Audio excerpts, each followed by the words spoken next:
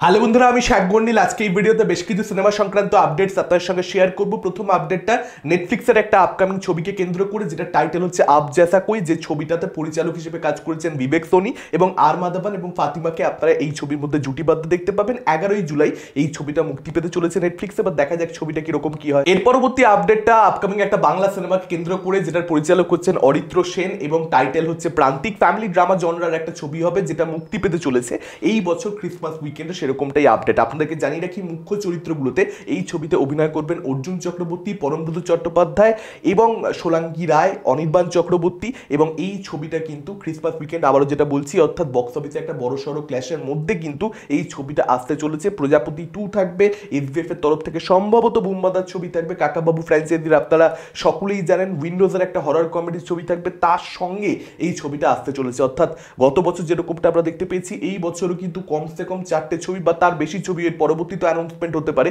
মানে দুর্গাপুজোর মতন কিন্তু ক্রিসমাস উইকেন্ডও যে খুব বড় হতে চলেছে, সেটা এখন থেকেই পরিষ্কার হয়ে যাচ্ছে। এর পরবর্তী আপডেটটা দা রাজা সাবকে কেন্দ্র করে, প্রভাসের আপকামিং সিনেমা। পরিচালক মারুতি এটা নিজে কনফার্ম করেছেন এক জায়গাতে যে এই ছবিটার রানিং টাইম 3.5 ঘন্টা হতে পারে। এবার মেকাররা শেষ অব্দি এই রানিং টাইমটা রাখে কিনা সেটাই একটা দেখবার মতন ব্যাপার হবে, কারণ রিলিজ ছবিটার এখনো অনেক দিন বাকি। প্রায় 5.5 মাস সময় বাকি রয়েছে এখনো রিলিজ হতে। টিজারটা অ্যাকচুয়ালি মেকাররা অনেকটা আগে এনে দিয়েছে, বড় সুপারস্টারের ছবি, যে কারণে এরকম একটা মানে প্রমোশন। আদারওয়াইজ এত আগে টিজার আসতে তো আমরা দেখতে পাই না সত্যি বলতে কোনো ছবির ক্ষেত্রেই।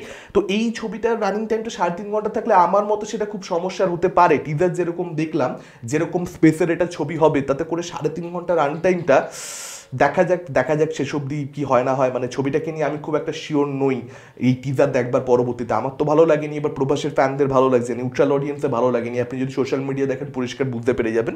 Let's see, hope for the best. 3.5 ঘন্টা অডিয়েন্সকে বোর করবে না, এটাই আমি এক্সপেক্ট করবো। যদি সেরকম হয় তাহলে ভাই ছোট করে দাও, দরকার নেই, কি দরকার আছে। এবার প্রভাসের ছবি আপনি মোটামুটি ধরে রাখতে পারেন 2 ঘন্টা 45 মিনিট, 2 ঘন্টা 50 মিনিট, 3 ঘন্টার কাছাকাছি তো এমনি হয় আজকালকার দিনে। সব করা ছবি আপনি তুলে দেখে নিন, এরকম বড় বড় ছবিতেই মানে প্রভাস থাকে আর কি।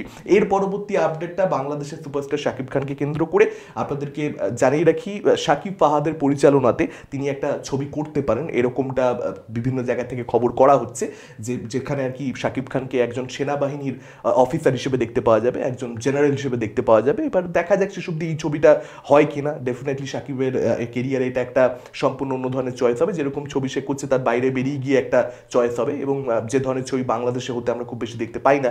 লেটস সি তিনি করেন কিনা। এর পরবর্তী আপডেটটা এসএসএমবি 29কে কেন্দ্র করে, অর্থাৎ এস রাজামৌলি এবং মহেশ বাবুর কোলাবোরেশনকে কেন্দ্র করে, যে ছবির মধ্যে সম্ভবত আপনারা প্রিয়াঙ্কা চোপড়া এবং দেখতে পেতে চলেছেন পৃথ্বীরাজ সুকুমারানকে। এছাড়াও বিভিন্ন নাম তো সামনে আসছে, আমি সেদিকে আর যাচ্ছি না। এর আগে আপডেট আপনাদের সঙ্গে শেয়ার করেছি। আজকে যেটা আপডেট, ইনফ্যাক্ট যেটা আমরা এর আগেও একবার আপডেট পেয়েছিলাম, কিন্তু এখন কোথাও একটা কস্টিংটা জানতে পারা যাচ্ছে যে বারাণসী সেট তৈরি করা হবে, মানে বারাণসী, ঠিক আছে, ওটা বললে আবার মানুষজন অন্যরকম ভাববে। তো সেই সেটটা তৈরি করতে 50 কোটি টাকা খরচা আছে। মেজর পোর্শনস ছবির ওখানে শ্যুট করা হবে, অ্যাকশন সিকোয়েন্স ইনফ্যাক্ট থাকতে চলেছে বারাণসীর ঘাটে, মানে সেরকমটি আর কি ছবির মধ্যে দেখানো হবে, পুরো কৃত্রিমভাবে তৈরি করা সেট আর কি। তো 50 কোটি টাকা সেটার পেছনে খরচা হয়েছে। এবং কেনিয়ার যে শিডিউলটা, সেটা জুলাই মাস থেকে স্টার্ট হতে চলেছে, যেটা অ্যাকচুয়ালি মানে অরিজিনালি সেটা মার্চ মাসে স্টার্ট হওয়ার কথা ছিল, কিন্তু এখন জানতে পারা যাচ্ছে যে সেটা জুলাই মাসে স্টার্ট হবে। আগে হয়নি, আগে দেশে দুটো শিডিউল হয়ে গেছে অলরেডি, এবং তার পরবর্তীতে কেনিয়াতে জুলাইতে। এর পরবর্তী আপডেটটা অক্ষয় কুমারের ওয়েলকাম টু দি জঙ্গল ছবিটাকে কেন্দ্র করে, ওয়েলকাম ফ্র্যাঞ্চাইজির পরবর্তী পার্ট, সেটাকে কেন্দ্র করে বাওয়াল যে চলছে, এই ব্যাপারে আপডেট প্রিভিয়াসলি আপনাদের সঙ্গে আমি শেয়ার করেছি। বর্তমানে যেটা আপডেট সেটা খুবই অ্যালার্মিং।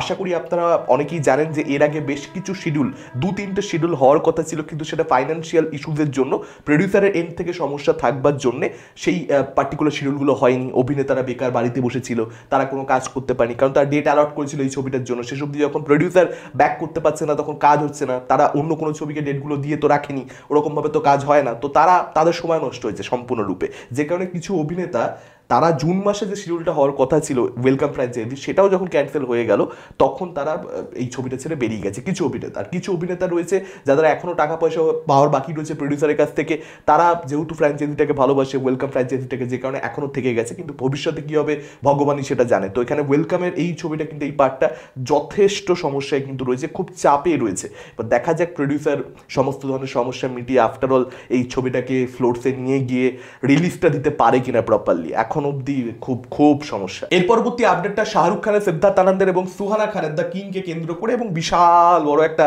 কাস্টিং রয়েছে, আমরা সকলেই জানি। তো একটা অ্যাকশন সিকোয়েন্সের শুটিং এখন চলছে, 21শে জুন অব্দি ইনফ্যাক্ট চলবে শুটিংটা। একটা জেল সিকোয়েন্স বলা হচ্ছে, প্রোটাগনিস্ট অর্থাৎ এখানে শাহরুখের ক্যারেক্টারটা কিছু ব্যাডিজদের সঙ্গে ফাইট করবে জেলের মধ্যে, সেরকম একটা দৃশ্য কিন্তু এই ছবির মধ্যে থাকতে চলেছে।